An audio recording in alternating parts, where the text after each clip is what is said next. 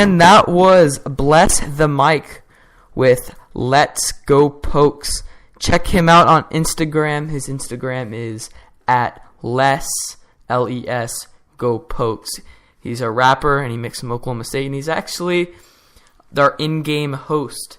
So go give him a follow and go check him out. But today is the Loyal and True episode 4. We are about 176, 175 days away from the football season.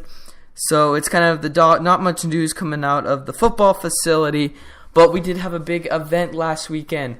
The Cowboys competed at the Combine, and we had a pretty decent showing. Obviously, there was a lot of hype surrounding where Mason's going to go, where James is going to go. We kind of got a little bit of a feel where that will be we kind of gotten a little feel of where they will be playing their pro careers on Sundays. But I'm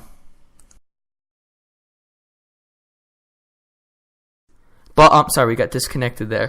But yeah, well, we kind of got a feel of what is going on there. But let's look at our percentages of becoming a pro.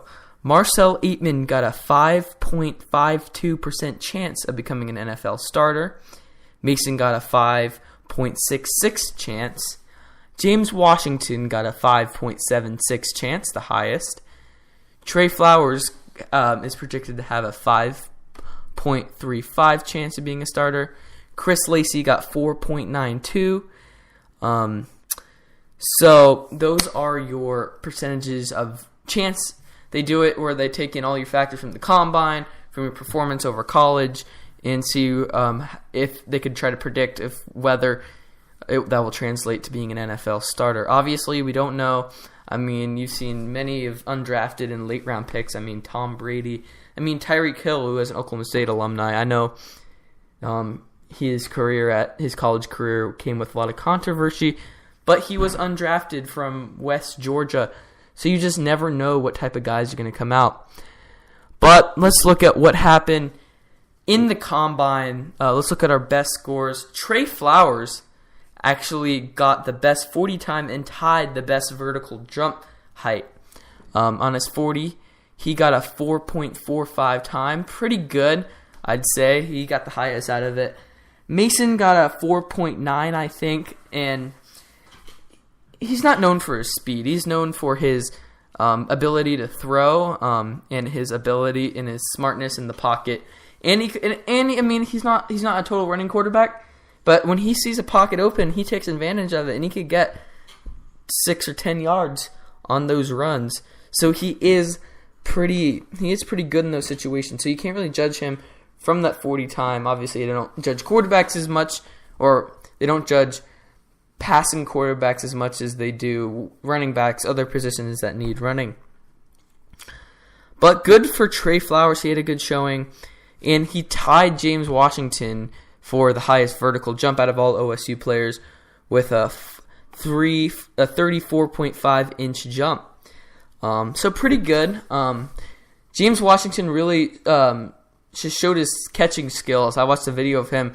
They were throwing ball after ball after ball. He turned around, caught it, turn around, caught it.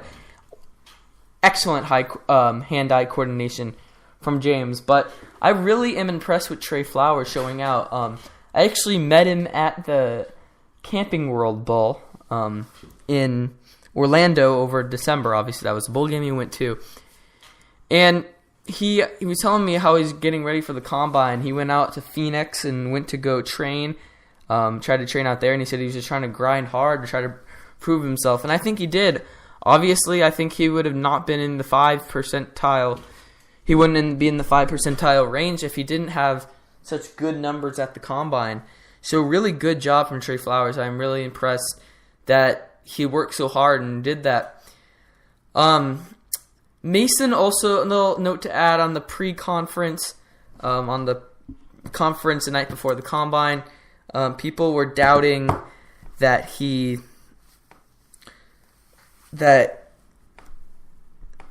people were doubting that he would have an ability to go against really good pass defenses. But then he said that he went against Colorado and Virginia Tech and Washington, and he was able to dominate those teams. So I think he kind of shut down the reporters there. As an Oklahoma State fan, obviously a lot of people think we're good on offense because the defense we play are bad. But you look at some opponents that we played, like, for example, Colorado, Washington, Virginia Tech. That just simply isn't the facts. And I really think Mason had a wonderful answer. Also, another thing to add for Mason, watch his interview on NFL.com. You watch his interview on NFL.com. They were telling him about a situation. It was coming out really fast. He had to retain information. It was like one of those John Gruden guys. It wasn't John Gruden, but it was on NFL.com. Mason has such intellect that it's hard to overpass him. If I was an NFL team, he didn't come out of a huge college like Ohio State or USC or even Alabama for that matter. But, I mean, his smarts, you can't deny it. People were saying his weaknesses were playing in cold weather situations or different weather situations. That's something that could be fixed. You get him up in Buffalo for long enough, you get him up in New York for long enough, he's going to get used to that. So I definitely think that Mason will have time to be good. I think he'll be definitely steal whoever gets him in the draft. And now we're going to look at the draft projections from each of our Oklahoma State people, or players. Why do I say people? Matt Mayock, the ESPN guy who does all the mock drafts, he said that Mason will be an excellent fit for the New England Patriots. And I know most people will be like, well, they have Brady. What would they need just quarterback? Brady is about 40 years old, and he's going to retire soon. I think Belichick and Kraft are looking to build towards the future after Brady. And having a quarterback like Mason in your system is definitely a good investment, worthwhile. Him learning under Brady would be an excellent thing. Now, in some mock drafts, I see him going to the Bills. So it really depends which one, but I have to agree with Mayock. I would like to see Mason go to New England and continue the dynasty up there in Foxborough. That would be very cool to see, especially having an Oklahoma State guy do that. Oklahoma State players have very good history in the NFL. I mean, one of the best player in my opinion, Barry Sanders, Hall of Famer, Thurman Thomas, Hall of Famer, Des Bryant, possible Hall of Famer. I know many of you will debate me on that. Possible Hall of Famer, and for that matter, just a great wide receiver and really was the best player in the Cowboys for more than a decade. So you look at that fact, and you really can't put it past Mason. So I think that having another guy, especially in a market like Boston, which is football crazy now. I mean, I have other opinions about their opinions about their fan base, which I won't share on here. But that this is an Oklahoma State show, not an NFL show. But definitely interesting to hear that from especially a guy who's so high up, whose opinion is so high regarded in the NFL community. Pete Prisco, who's a CBS on NFL on CBS analyst, has Mason going to the Bills at the 21st pick. Like I said, I could see Mason going there. I could see him go to the Patriots. I think those are the most likely teams that Mason will get picked up by. I think I saw Jaguars in one mock draft. I'm not sure. And now another CBS analyst has another CBS analyst, Ryan Wilson, has James going 29th to the Jaguars. That's an interesting one. Obviously, for the Jaguars, they've had some wide receiver talent. One of the people I hate the most, D.D. Westbrook, and I think James would just add another layer of depth for Blake Bortles and the Jaguars, and I wouldn't have a problem with that. They're the Jags are definitely an up and coming team in the NFL. I mean, they went to the AFC Championship. And for other players, draftsite.com, which is like a forum where different people make different picks of all 7 rounds. And they have Marcel going at the 180th pick. They have Zachary Crabtree, one of our offensive linemen, going to the Philadelphia Eagles at the 130th pick. Marcel Amen going to the Buccaneers, and Crabtree going to the Philadelphia Eagles at the number 130 pick. I think this is good. I definitely think Trey Flowers is a guy that they're sleeping on. He obviously was on our defense, which has not been great, but I mean, he was one of our solid parts of that squad. And Marcel will be good too. Marcel was the most underrated wide receiver this year. He did all the dirt while James was sporting everything. Him and James, they made an excellent wide receiver duo. And so I think that he will be missed. We definitely have some guys going into this draft that we will miss. Marcel, James, of course, Mason, Trey, Crabtree. But, I mean, out with the old, in with the new, and we just have to look forward. I wish those guys were great in the NFL. And so, yeah, that's where everything in the draft is right now. Now, I know this is not football. This is obviously a majority football show and a majority football account for those following me on Instagram. But our basketball team has been on a hot streak lately. They really have. It started when they defeated Texas Tech on February the 21st. Then they went and defeated Kansas. They swept Kansas for the first time in Bill Self's tenure with the Jayhawks. And then they beat Oklahoma in the first round of the Big 12 tournament. Unfortunately, they did lose to Kansas in the second round of the Big 12 tournament, which kind of sucked, I'm not going to lie. But, I mean, we beat them 2-1 this season. Now, you look at bracketology. Joe Lunardi is not liking our chances. He got us on the first team of the last 4 out, behind Oklahoma, which doesn't make sense to me. Because we beat Oklahoma. We lead this season series with Oklahoma. So that does not make sense to me at all, how you can put a team down from a team that has already beat them in the regular season. Explain me that, Joe Lunardi. But you look at the Bleacher Report. They have us as an 11th. They have us on the top of the last 4 in. As an 11th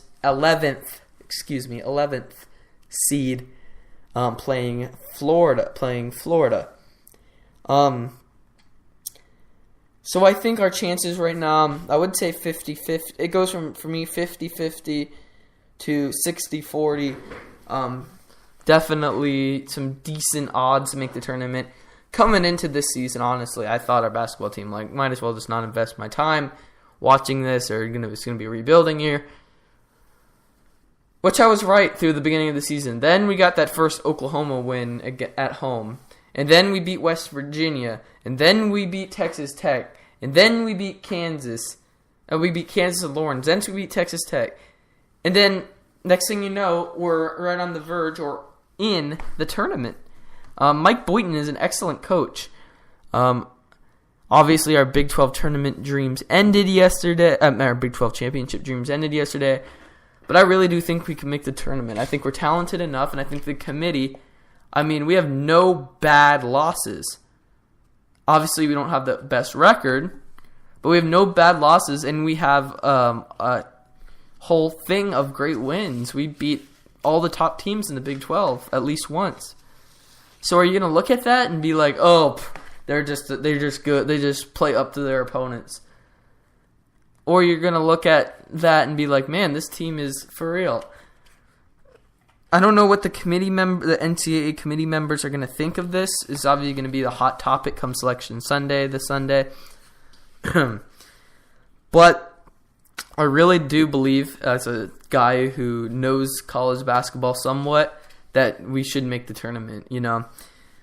If we could beat the top teams like Kansas, who's probably going to be a 1 seed, or Kansas, who probably be a 1 or 2 seed, or teams like Texas Tech that will be 3, 4, West Virginia I just cannot see why we don't get in the tournament. And if we even go to the NIT, I think we take the whole thing. I think we dominate every team. We win the NIT anyway. So I think it would be a better investment to put us in the tournament over Oklahoma. Oklahoma, they have Trey Young, he's all right. I mean, he's top 5 players in the Big 12. I don't know if you could put anything past that. I don't know if you could put anything past him than that. I'm not saying that correctly. I don't know if you could really say anything more than that about Trey Young. But I think Oklahoma State plays well as a team. You know, we have good chemistry right now. Mike Boynton has really rallied this team together. We came into the season obviously losing Brad Underwood to Illinois, and now they're not even going to make the tournament, and we are right on the verge of making the tournament. So it's really a wonderful thing, and it depends on if we get put in at the 11th seed on Selection Sunday or put out of the tournament. I think this was a successful season all in all. So yes, that is it for this show. Obviously, it's not football season, so we're not going as in depth. I'll try to get to you with another episode next week or the next two, definitely in the next 2 weeks. And I hope you guys have a good night and a good weekend. And go Pokes, and remember to follow me at Oklahoma STFB. Thank you guys for listening so much. Have a good night.